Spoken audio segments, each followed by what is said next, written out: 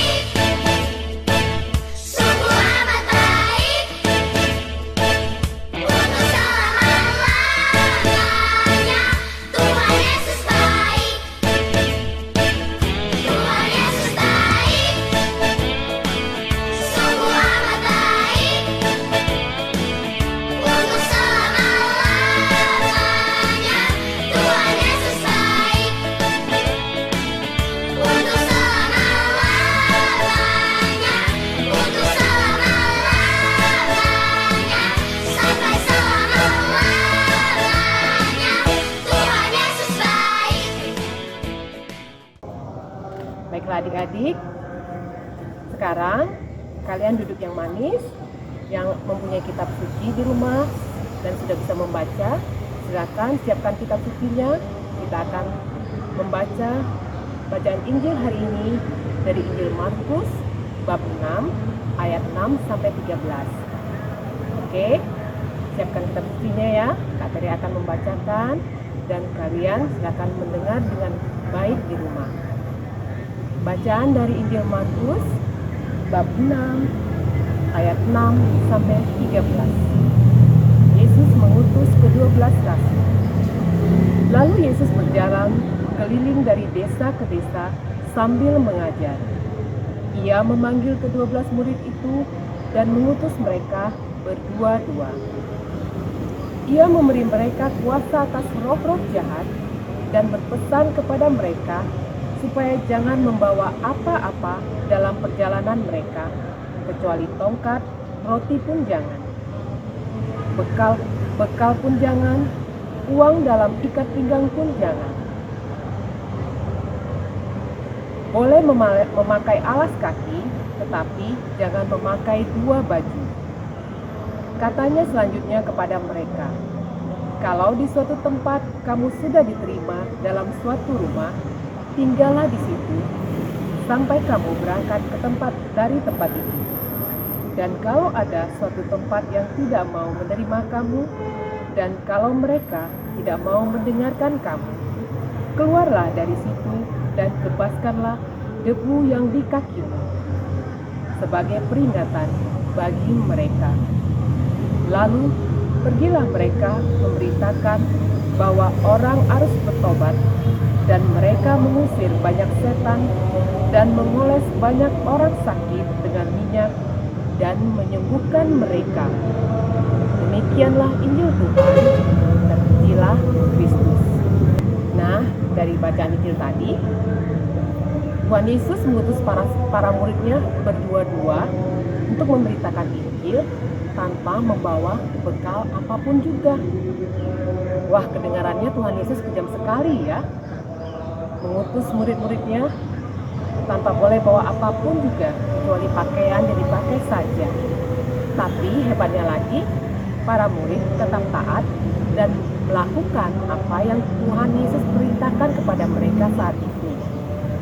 Mereka tidak berpikir macam-macam. Mereka tidak berpikir bagaimana nanti mereka dapat makan, bagaimana mereka dapat memperoleh kendaraan untuk sampai ke tujuan, karena mereka tidak dibolehkan membawa uang. Tetapi para murid tetap percaya dan taat dan melakukan semua yang dikatakan dan diperintahkan oleh sang guru kepada mereka. Pesan yang bisa kita ambil dari bacaan Injil ini, bahwa kita harus taat dan percaya kepada semua perintah dan ajaran-ajaran kasih Tuhan Yesus, supaya hidup kita lebih baik dan diberkati Tuhan. Seperti para murid-murid Tuhan Yesus yang percaya dan taat pada perintah Tuhan Yesus untuk mewartakan Injil, dan mereka melakukannya. Walaupun mereka tidak membawa bekal apapun, di setiap tempat yang mereka kunjungi dan mereka diterima di situ, di sana mereka memberitakan Injil, dan mereka juga diberi makanan dan minuman, dan segala kebutuhan mereka tetap dipenuhi oleh Tuhan melalui orang-orang yang mereka layani. Jadi adik-adik yang terkasih, kita semua juga diutus Tuhan untuk mewartakan kabar sukacita Injil kepada semua orang. Loh, gimana caranya ya Kak? Kami kan masih kecil. Pasti kalian bertanya seperti itu dalam hati. Bisa, biarpun kalian masih kecil, kalian juga diberi tugas perutusan dari Tuhan. Caranya, jadilah anak yang baik untuk keluarga dan sesama. Contohnya, sejak masa pandemi ini, adik-adik kan lebih banyak di rumah saja. Sekolah pun dilakukan dari rumah. Nah, lakukanlah kegiatan belajar di rumah dengan baik dan jujur. Kalian harus mengerjakannya sendiri. Tidak boleh malah papa, mama, atau kakak yang mengerjakan pekerjaan sekolah yang harusnya kalian kerjakan. Selain itu, jika ada waktu luang, kalian bisa membantu mama di rumah mengerjakan pekerjaan-pekerjaan rumah yang bisa kalian bantu. Misalnya, jika kalian main, setelah habis main, mainannya dirapikan, dibereskan, dan disimpan lagi ke tempat penyimpanan mainannya, supaya rumah tidak berantakan dan mama tidak ngomel. Di samping itu juga, jika waktu kalian masih banyak, kalian jangan hanya terus bermain HP, main games di HP, atau nonton TV terus. Tapi gunakanlah waktu luang itu untuk hal-hal yang lebih bermanfaat.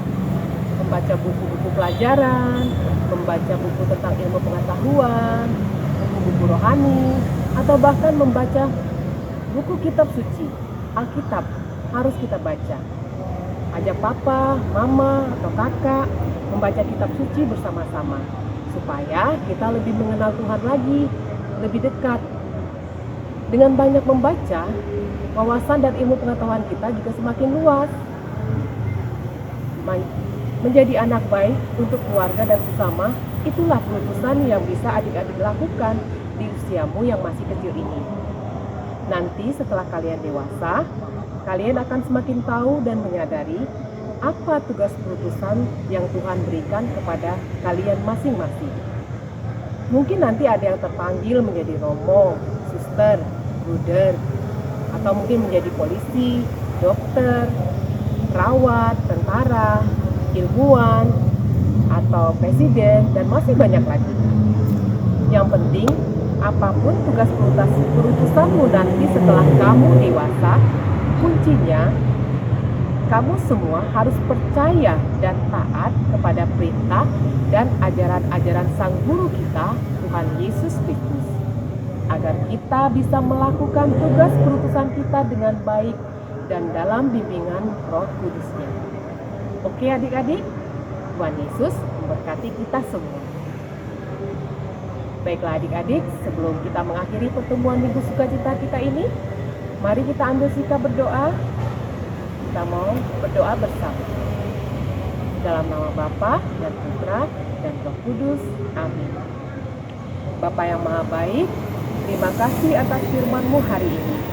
Bantulah kami untuk bertumbuh menjadi anak-anak-Mu yang baik dan bisa menjalankan perutusan yang Kau berikan kepada kami dalam kehidupan kami sehari-hari. Berilah kami rahmat-Mu agar kami selalu percaya dan taat kepada perintah dan ajaran-ajaran kasih. Demi Kristus Tuhan dan pengantara kami. Amin. Bunda Maria, dampingilah dan doakanlah kami selalu. Salam Maria, penuh rahmat, Tuhan sertamu. Terpujilah engkau di antara wanita, dan terpujilah buah tubuhmu Yesus. Santa Maria Bunda Allah, doakanlah kami yang berdosa ini, sekarang dan waktu kami mati. Amin. Dalam nama Bapa dan Putra dan Roh Kudus. Amin. Demikianlah adik-adik pertemuan kita, Minggu Sukacita kita minggu ini. Sampai ketemu lagi minggu depan dalam acara Minggu Sukacita. Sampai jumpa.